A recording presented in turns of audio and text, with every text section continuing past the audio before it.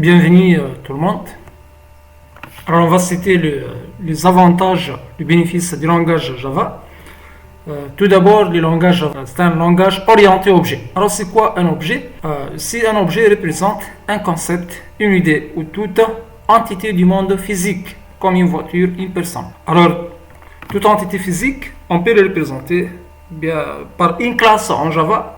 Et on peut créer une instance de cette classe qui sera nommée un objet. Si pratiquement maintenant, on va créer par exemple la classe suivante. La classe suivante, par exemple, classe A. Classe A.java. Toujours on travaille dans le même package chapter 1. Ensuite, public classe A et public static void main string args.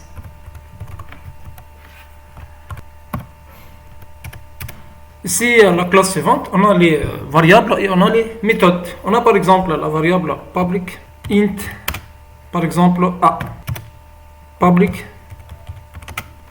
int B par exemple. Voilà, et la méthode sum par exemple, public sum return A plus B. Et on a les paramètres return x plus y. On a les paramètres int x int y. Ici, je vais afficher, si par exemple public int a égale à 5 ou bien égale 8, on va afficher la somme. On va tout d'abord afficher A, system.out.println. Je vais afficher A de point à quoi égale A et la variable A. On va afficher maintenant B.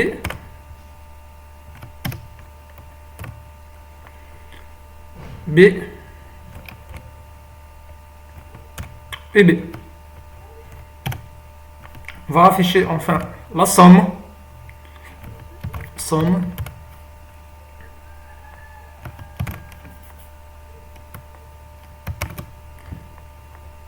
Somme minuscule somme de A et B.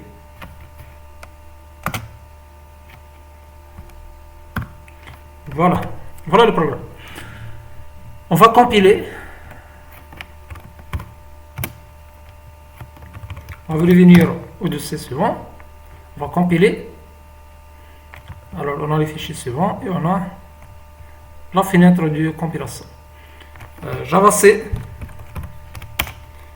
le package chapter 1 slash le nom de la classe point Java. Voilà. Si public si public int qui retourne de type entier. Si on va compiler, il va afficher des 0.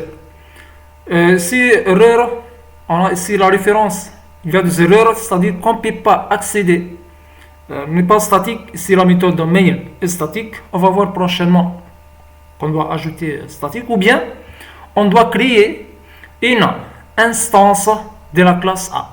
On doit créer une instance de la classe A. C'est-à-dire je ne peux pas accéder à la variable A dans la méthode main. Alors pour le moment, on va voir qu'on doit créer une nouvelle instance de l'objet A. Ici, A, par exemple, A égale new A. Bien, si pour ne pas avoir de problème, A1 égale à new new A. Et je ferme une parenthèse. Alors ici, A1, c'est une instance de la classe A. A1, c'est un objet. A1, c'est un objet. Je vais accéder à l'objet A. J'écris tout simplement A1 point A. Ici, A1 point B. Et ici, A1 point 100. A1 point. Et ici, A1 point. On va enregistrer. Et voilà, on n'a pas de 0. On va exécuter maintenant Java chapter 1 point A directement. On va afficher A égale à 5, B égale à B 8 et la somme c'est 13. Ça c'est le premier point. Le premier point. Alors pour accéder à une variable, alors si on a les deux variables A et B, et on a une méthode, la méthode c'est somme. Pour accéder à aux variables et aux méthodes d'une classe, pour le moment, on doit créer une nouvelle instance de cette classe. Alors cette instance, appeler l'objet. Alors l'objet A1, on peut créer une autre instance, par exemple A2, une autre instance, un autre objet, new A. Alors le langage Java, c'est un langage orienté objet, c'est-à-dire on utilise les objets pour accéder aux variables et aux méthodes. Aussi, l'objet c'est une instance d'une classe. Alors toutes les variables, toutes les instructions, tous les codes doivent être dans la classe. Ici, on a la classe qui commence par l'accolade suivante et on a ici les fins de la classe, la fin de la classe. Ça c'est un commentaire. End classe A. Ici, end main. Fin de la méthode principale main. Si on peut organiser un peu le code. Ici, on a la méthode sum. On a les variables A et B. On a la méthode principale main. On a fin de la méthode main. Si début main et si fin main. Et on a ici fin de la classe. Je ne peux pas écrire du code hors de la classe. Par exemple, ici, j'écris system println. Par exemple, bonjour. Si je ne peux pas écrire en dehors de la classe, si je vais mettre par exemple une C égale à 600. J'écris en dehors de la classe, c'est-à-dire les deux instructions suivantes n'appartiennent pas aux classes, à aucune classe. Je vais compiler pour voir s'il y a des erreurs. Voilà, il a des erreurs. Il a des erreurs si les règles ne sont pas respectées de la classe. On va voir prochainement les interfaces unimes, les records, les enregistrements. Les règles ne sont pas respectées. C'est-à-dire ici, je peux écrire public class ou bien public interface qu'on va voir prochainement. Bien unim ou bien record. Ici, les règles ne sont pas respectées. Alors, les deux instructions suivantes doivent appartenir à une classe. Par exemple, je vais mettre ici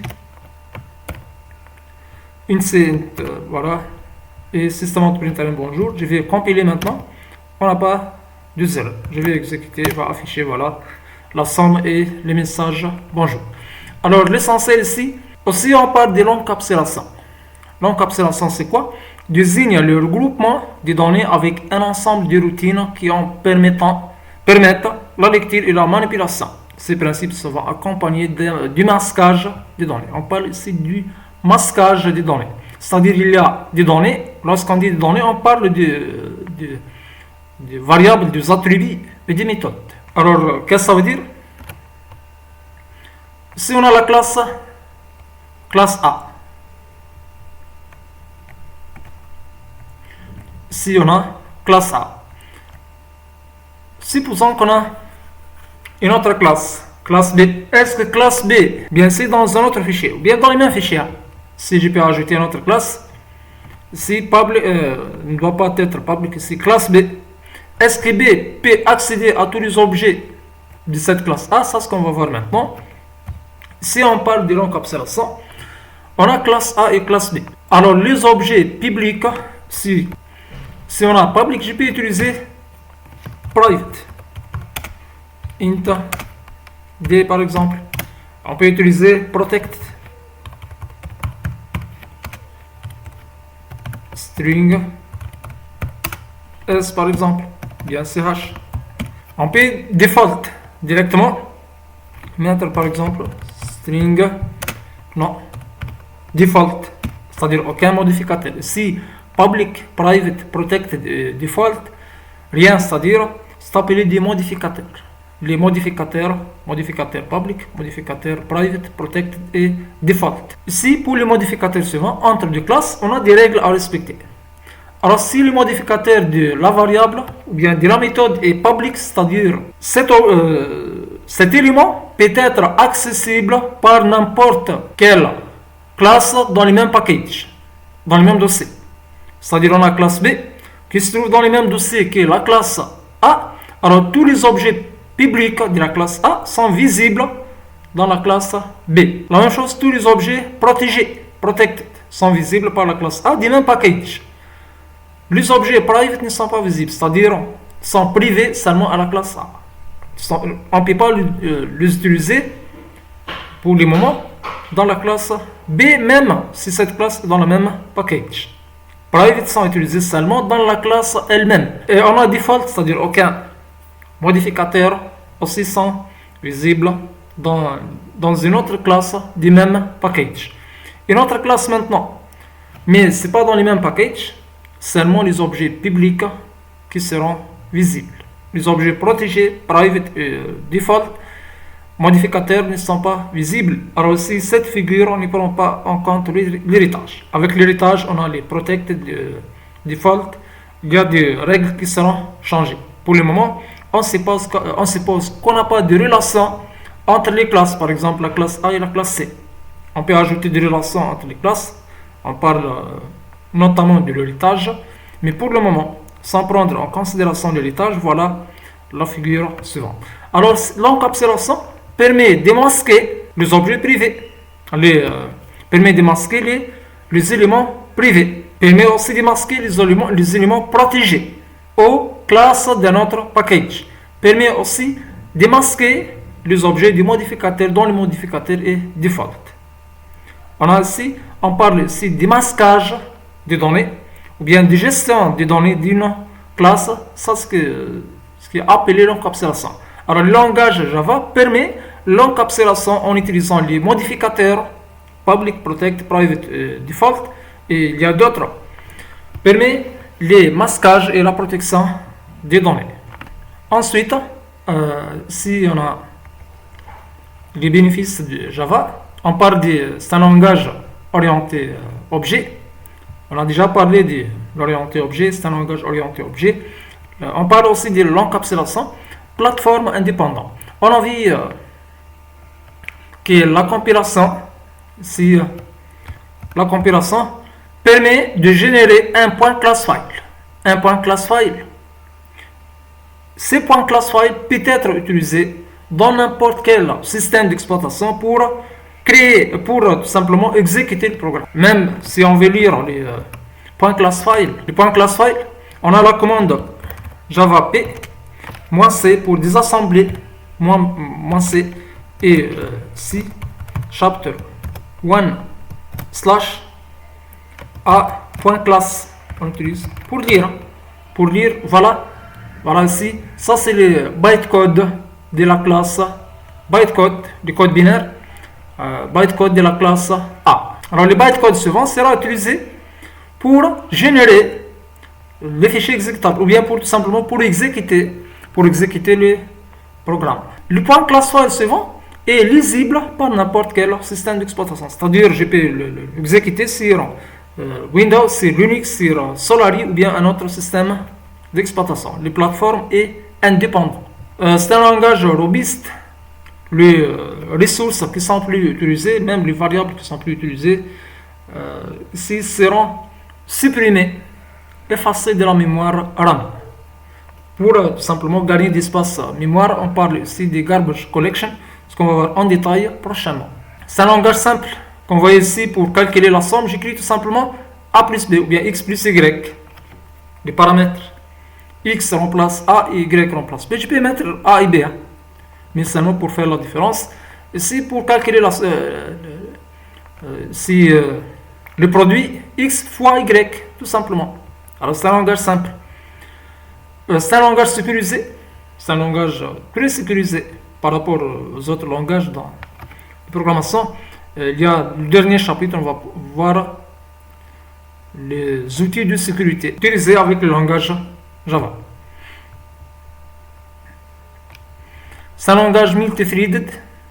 Alors, chaque programme exécuté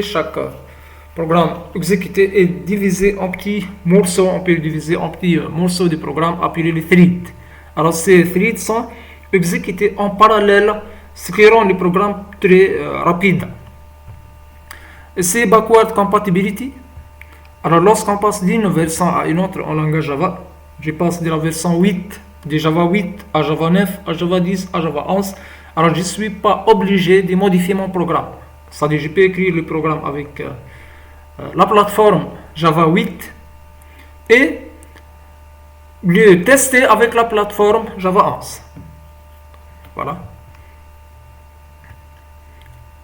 Même il y a les méthodes qui sont plus utilisées seront acceptées. Mais avec le IDE comme NetBeans ou bien Eclipse, il y a un message warning qui sera affiché que cette méthode est dépréciée, c'est-à-dire ne plus utilisée. Mais elle sera quand même utilisée, c'est-à-dire fonctionnelle. Voilà, c'est pour les bénéfices des langages Java. Alors merci pour votre attention.